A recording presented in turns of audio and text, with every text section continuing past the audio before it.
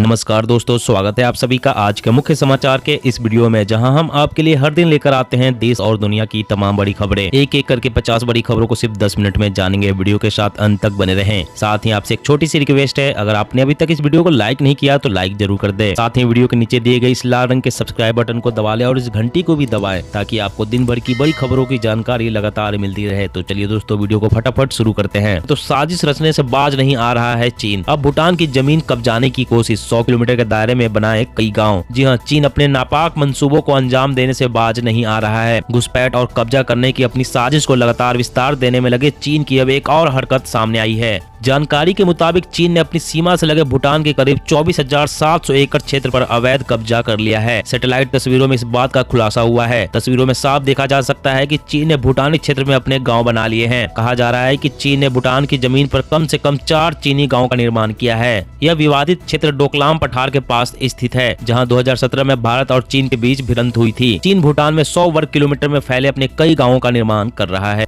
और अगली बड़ी खबर की बात करें तो यहाँ स्मोकिंग करना मना है। 88% भारतीय चाहते हैं और मजबूत हो तंबाकू निषेध कानून। जी हाँ, देश में तंबाकू निषेध कानून कोटपा को मजबूत बनाने के लिए स्वास्थ्य मंत्रालय की तरफ से पहल की जा रही है। ठीक उसी समय हुए एक सर्वेक्षण में इस प्रकार की मुहिम को समर्थन मिलता दिख रहा है। 88% लोगों ने मौजूदा तंबाकू निषेध कानून को कठोर बनाए जाने की जरूरत बताई है। देश में तंबाकू के सेवन के कारण होने वाली बीमारियों से प्रति वर्ष 10 लाख से ज्यादा लोग मर जाते हैं। इनमें से बड़ी संख्या में लोग कैंसर और अन्य गंभीर बीमारियों से ग्रस्त होते हैं। यह सर्वेक्षण कंज्यूमर वॉइस की तरफ से 10 राज्यों में वयस्क लोगों के बीच किया गया। इनमें से 80% लोगों ने माना कि सिगरेट, बीड़ी का सेवन और तंबाकू का सेवन स्वास्थ्य के लिए गंभीर खतरा पैदा कर रहा है। इसलिए कानून सख्त होने चाहिए ताकि इसके सेवन से आम आदमी बच सके। वैसे दोस्तों, पूरे देश में बीड़ी, सिगरेट, तंबाकू पर रोक लगा देनी चाहिए या नहीं, नीचे कमेंट में जरूर बताएं। और अगली बड़ी खबर की बात करें तो कच्चे तेल की कीमतों में गिरावट। आने वाले दिनों में कम हो सकती है पेट्रोल डीजल की कीमतें। जी हां, इंटरनेशनल मार्केट में कच्चे तेल की कीमतों में गिरावट देखने को मिल रही है। कच्चा तेल इस समय $80 के नीचे आ गया है। कच्चे तेल के दाम कम होने से पेट्रोल डीजल के दामों में कमी आ सकती है। ओपेक प्लस देशों ने हाल ही में कच्चे तेल का उत्पादन बढ़ाने की बात कही है, जिसके बाद कच्चे तेल की घटती कीमतों का फायदा पेट्रोलियम कंपनियां आम जनता को देती है। पेट्रोल डीजल की कीमतों में प्रति लीटर 2 से 3 रुपए तक की कमी हो सकती है। हालांकि अगर आने वाले दिनों में डॉलर के मुकाबले रुपए कमजोर होता है तो पेट्रोल डीजल का सस्ता होना मुश्किल हो सकता है। और अगली बड़ी खबर की बात करें तो FSSAI का बड़ा कदम। अब दूध के नाम पर लोगों को बेवकूफ नहीं बना पाएगी कंपनियां।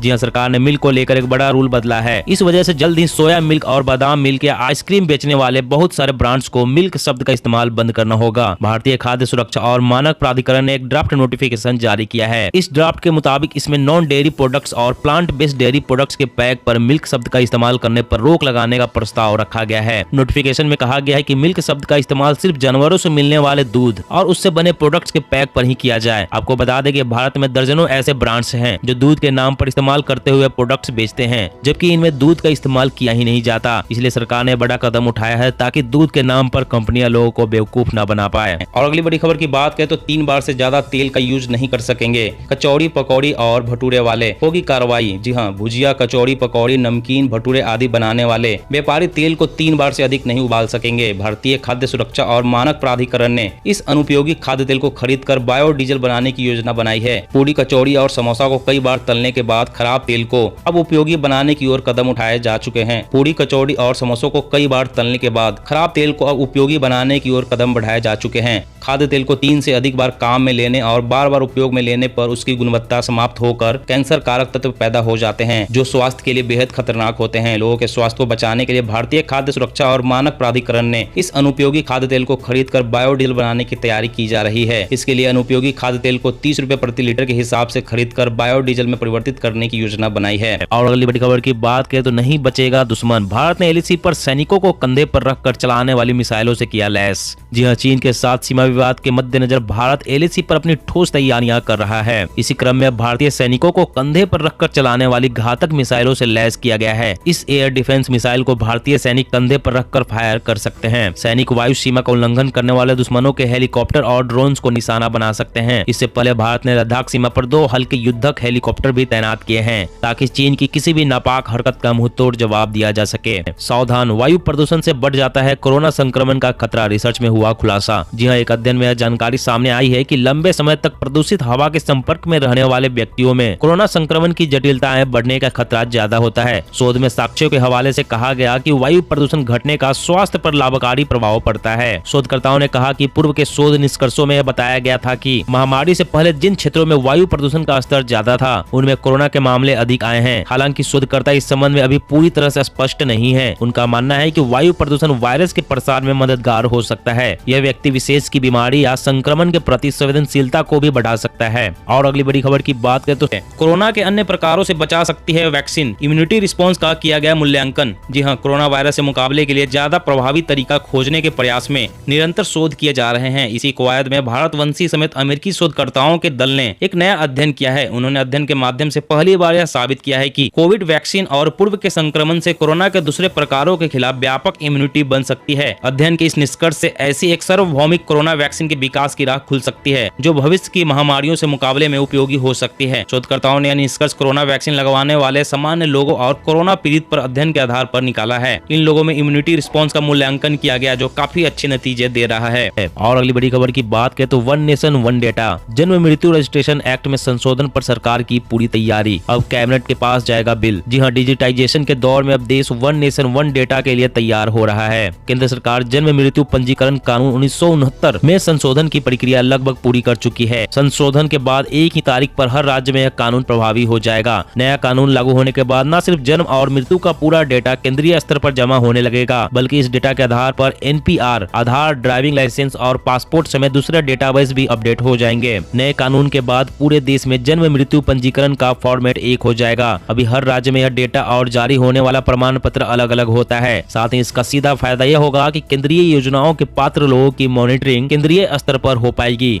और अगली बड़ी खबर की बात करें तो किसान क्रेडिट कार्ड को लेकर केंद्र सरकार ने शुरू की खास पहल। कृषि के अलावा कई अन्य क्षेत्रों को भी मिलेगा लाभ। यह किसान क्रेडिट कार्ड को लेकर केंद्र की नरेंद्र मोदी सरकार ने खास पहल की शुरुआत की है। सरकार की कोशिश किसानों के साथ ही सभी पात्र पशुपालक, डेयरी और मत्स्य पालन से जुड़े लोगों को भी केसीसी मुहैया कराना है। इसके लिए एक राष्ट्रव्यापी अभियान की शुरुआत की गई है। सरकार ने अगले 3 महीने के भीतर लगभग 2 करोड़ लोगों को केसीसी के तहत नामांकित करने का लक्ष्य रखा है। यह अभियान 15 फरवरी 2022 तक चलेगा। अभियान का उद्देश्य देश के सभी पात्र पशुपालक, डेयरी और मत्स्य पालन करने वाले किसानों को केसीसी प्रदान करना है और यह सुनिश्चित करना है कि उन्हें संस्थागत ऋण मिले। और अगली बड़ी खबर की बात करें तो कर्नाटक सरकार ने किसानों को राहत देने के लिए दे सकती है पेट्रोल डीजल पर सब्सिडी। कृषि विभाग बना रहा प्लान। जी हां, हाल के समय में पेट्रोल डीजल की कीमतों में बेतहाशा वृद्धि दर्ज हुई है। तेल के दाम में उछाल से महंगाई बढ़ रही है। इससे कृषि कार्य और किसान भी अछूते नहीं है। खेती के लिए इस्तेमाल होने वाली ज्यादातर मशीनें डीजल पर चलती है। इस कारण से कृषि लागत में काफी इजाफा आया है, जिससे किसानों की परेशानी बढ़ गई है। अब पेट्रोल डीजल के बढ़ते दाम से किसानों को राहत देने के लिए कर्नाटक सरकार एक योजना पर काम कर रही है। सरकार का कहना है कि कृषि कार्यों के लिए इस्तेमाल होने वाले डीजल पेट्रोल पर सरकार सब्सिडी देने का प्लान बना रही है। सरकार कृषि कार्यों में इस्तेमाल होने वाले डीजल पेट्रोल पर प्रति लीटर 20 रुपए की सब्सिडी देने की योजना पर काम कर रही है। और अगली बड़ी खबर की बात करें तो अगर बैंक खाते में रखते हैं ज्यादा पैसे तो हो जाए सावधान, इनकम टैक्स की पड़ेगी मार। जी हां, अगर आपने पिछले साल अपने बैंक अकाउंट में बगैर जानकारी वाले कैश को जमा किया था तो आपके लिए मुसीबत खड़ी हो सकती है। आयकर विभाग के द्वारा जाँच में पाए जाने पर आपको इस पैसे पर भारी टैक्स देना पड़ सकता है। आयकर अधिनियम की धारा 69A के अनुसार अगर आप पिछले वर्ष में किसी भी तरह के धन, सोना, आभूषण या अन्य मूल्यवान वस्तुओं के मालिक पाए जाते हैं और जिसकी जानकारी आपने सरकार को नहीं बताई है तो आपको भारी टैक्स भरना पड़ सकता है। जानकारी के मुताबिक इस तरह की कमाई के ऊपर 83.25% का इनकम टैक्स लग सकता है। यानी कि अगर आपने 10 लाख रुपए जमा कराए थे और उसकी जानकारी सरकार को नहीं दी थी तो आपको लगभग 8 लाख का जुर्माना देना पड़ सकता है। और अगली बड़ी खबर की बात करें तो एयरटेल का डेटा पैक जल्द हो सकता है महंगा। 1 GB मोबाइल इंटरनेट के लिए देने होंगे 100 रुपए। जी हाँ, दुनिया में सबसे सस्ता डेटा भारत में मिलता है। हालांकि पिछले साल कई टेलीकॉम कंपनियों ने अपने डेटा पैक्स की कीमतों को बढ़ा दिया था, लेकिन फिर भी दूसरे देशों के मुकाबले यहाँ डेटा की कीमतें बहुत ही कम है। लेकिन आने वाले कुछ महीनों में डेटा की कीमतें एक बार फिर से बढ़ सकती है।